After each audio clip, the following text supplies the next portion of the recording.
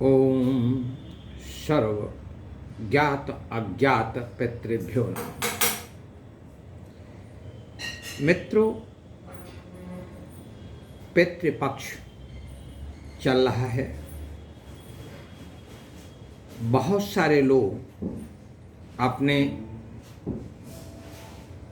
पितरों की आराधना के संदर्भ में जानकारी नहीं रखते हैं और अक्सर पुरोहित ढूंढते ढूंढते थक जाते हैं और अंत में किसी से भी किसी तरह से पितृपक्ष की आराधना पूजा करवा लेते हैं, तर्पण करवा लेते हैं।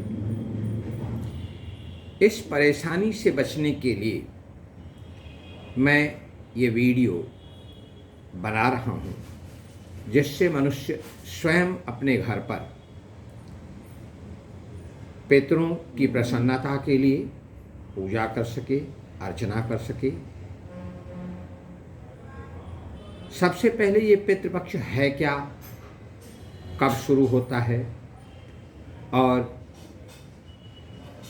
कब इसकी पूजा हम कर सकते हैं, क्या सामग्री होनी चाहिए। भाद्रपद महीने की अनंत चतुर्दशी को हमें गणेश जी का प्रसाद प्राप्त होता है। आशीर्वाद देकर गणेश जी स्वस्थान चले जाते हैं। इसके बाद दूसरे दिन भाद्रपद मास की पूर्णिमा आती है। उसी पूर्णिमा से पितृपक्ष शुरू हो जाता है और आश्विन महीने की अमावस्या तक यह क्रम पितरों की प्रसन्नता के लिए पूजा आराधना होती रहती है। जो व्यक्ति इस संसार को शारीरिक रूप से छोड़कर चला गया है, आत्मा उसकी शांत हो, प्रसन्न हो, इसके लिए हिंदू धर्म में पिंडदान, तर्पण आदि की परंपरा है। जिस तिथि को व्यक्ति की मृत्यु होती है, उस तिथि को पूर्णिमा से लेकर के अमावस्या तक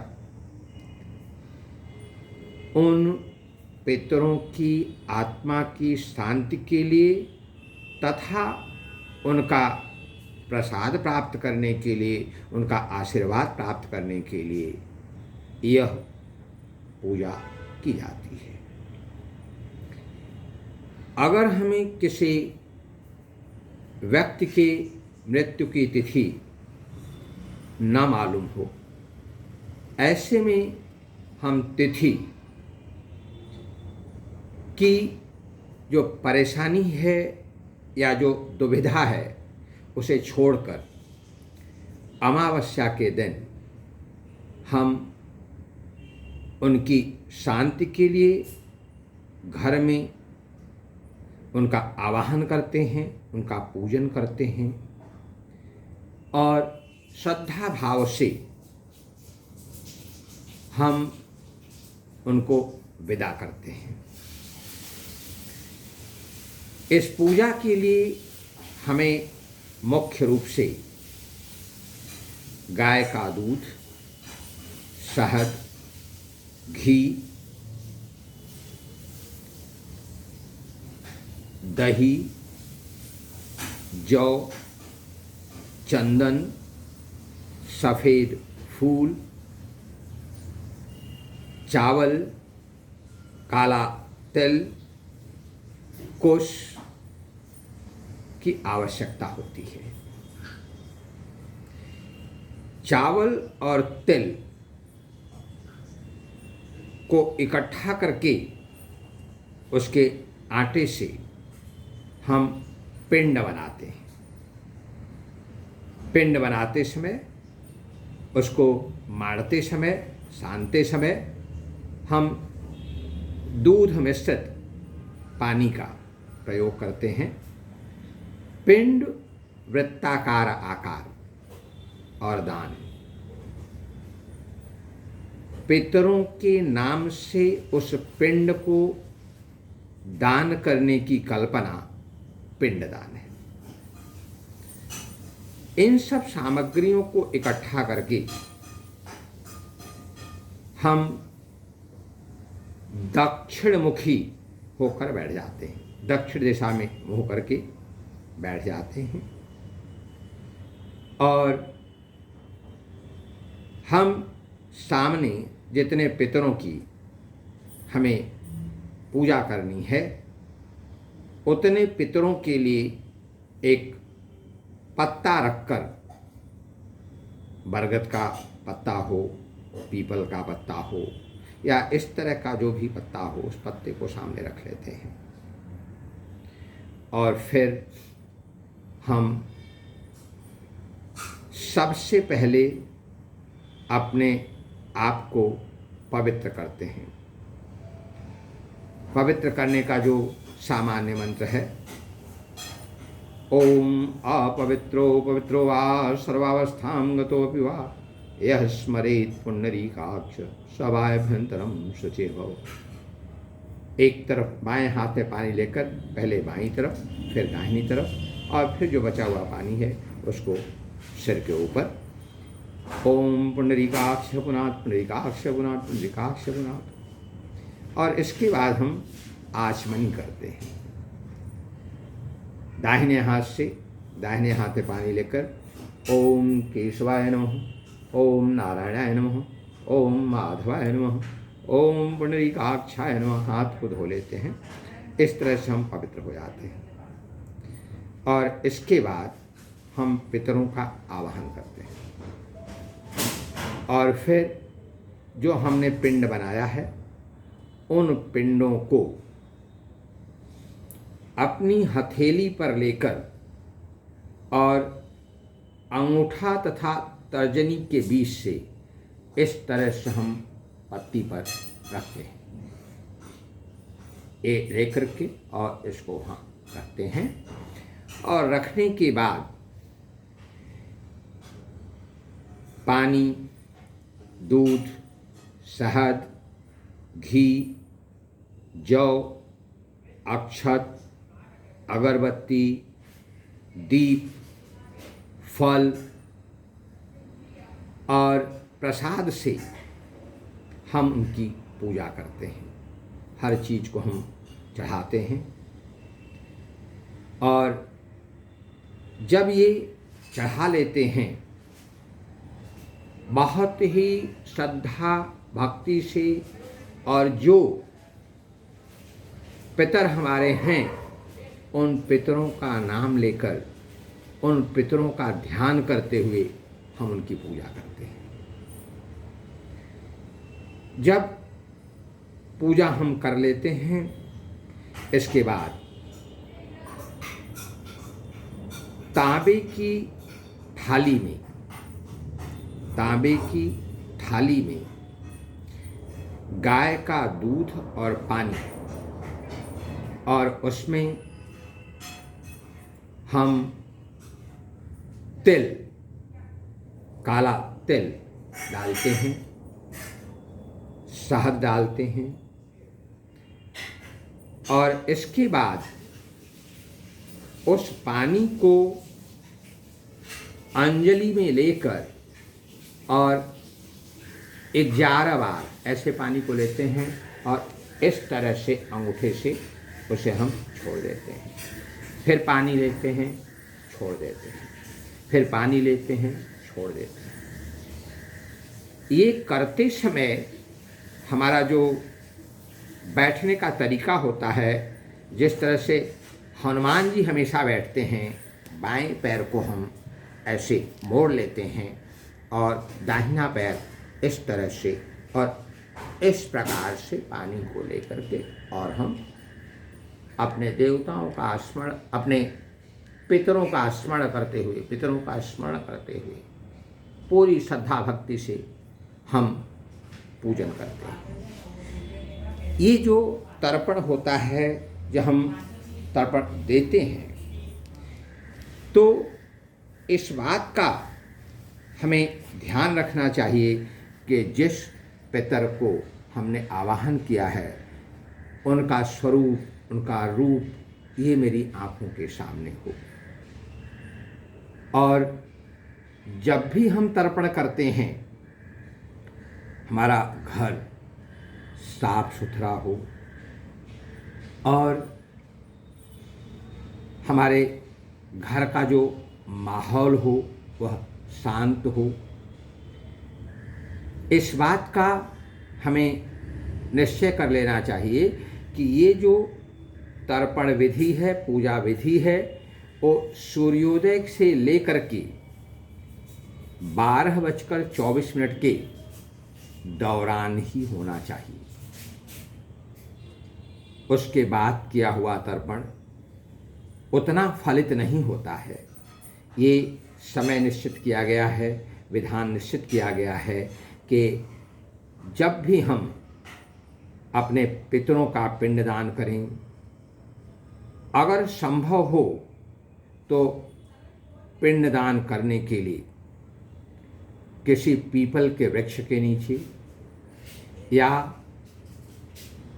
नदी के किनारे, खास करके गंगा नदी के किनारे, गोदावरी नदी के किनारे, जिन नदियों का महात्म्य बहुत श्रेष्ठ है, ऐसी नदियों के किनारे हम इन क्रियाओं को करें। ऐसी मान्यता है, ऐसा विश्वास है कि इन दिनों में हमारे पितर सूक्ष्म रूप में धरती पर आते हैं और अपनी सेवा की कल्पना करके वे हमारे आसपास रहते हैं और उनके प्रसाद के लिए, उनसे आशीर्वाद पाने के लिए हर हिंदू को इन पितरों की पूजा अवश्य करनी चाहिए।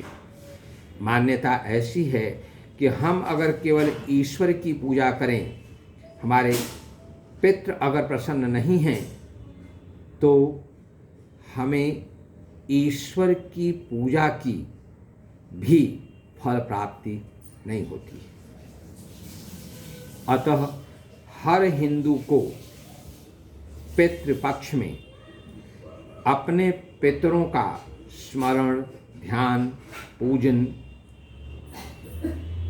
पिंडदान, तर्पण अवश्य करना चाहिए। इससे अगर पितृदोष है तो पितृदोष का विनाश होता है, घर में सुख, संपत्ति, समृद्धि आदि आती है।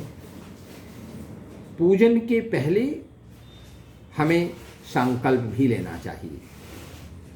उस संकल्प के लिए भगवान विष्णु की आज्ञा, कहाँ आप कर रहे हैं, कौन सी तिथि है, कौन सा महीना है, कौन सा ऋतु है, इन सबको करने के बाद ये भी बोलना चाहिए कि हम पितरों की प्रसन्नता के लिए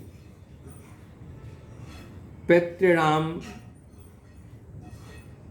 प्रसन्नतार्थम और प्रीत्यर्थम तर्पण कर्म करिष्ये।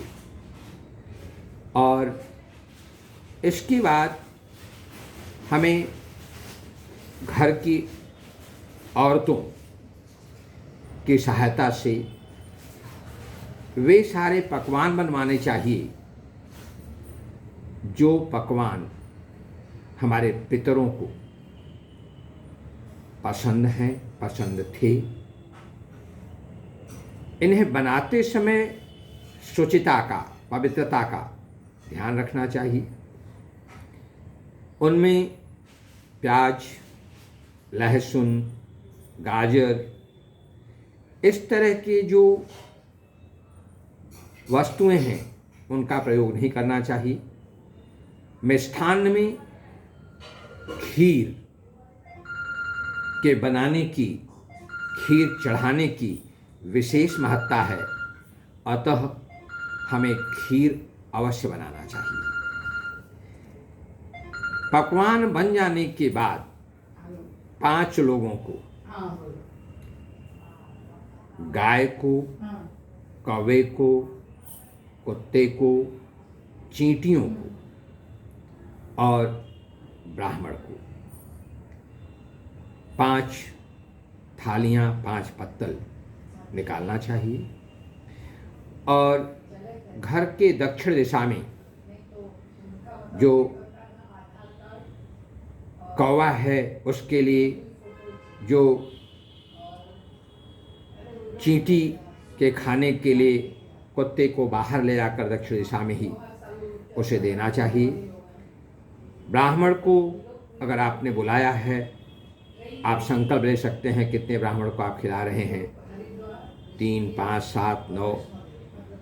और अगर ब्राह्मण उपलब्ध ना हो तो आप किसी मंदिर में ले जाकर उसे आप ब्राह्मण को खिला दीजिए और बड़ी श्रद्धा भक्ति से, कभी भी उन्हें खिलाते समय कोई क्रोध, कोई अंतर्द्वंद्व, ये सब नहीं होना चाहिए और उन्हें खाना खिलाकर दक्षिणा देना चाहिए। मान्यता ये भी है कि पितरों की प्रसन्नता के लिए हमें गरीबों को जो वास्तव में इसके पात्र हों, ऐसे लोगों को या ब्राह्मणों को दान करें। अन्नदान, गोदान, वस्त्रदान। और ये पूजा करते समय मनुष्य को, जो घर के नर सदस्य हैं, मनुष्य हैं, उन्हें धोती पहनना चाहिए, सफ़ेद धोती, और ऊपर अगर कोई वस्त्र ना पहने, जनेऊ अवश्य पहने, और या तो कोई नई बनियान हो, गंजी हो, उसे पहने। और शाम को दक्षिण दिशा में 2, 5, 7 इस तरह से दीपक जलाएं और घर में जलाएं। ये कल्पना करें कि ईश्वर उस दिन आपके घर में पितरों को, भगवान गणेश जो अनंत चतुर्दशी को गए हैं, उन्होंने पितरों को भेजा है कि जाओ और सबको आशीर्वाद दो।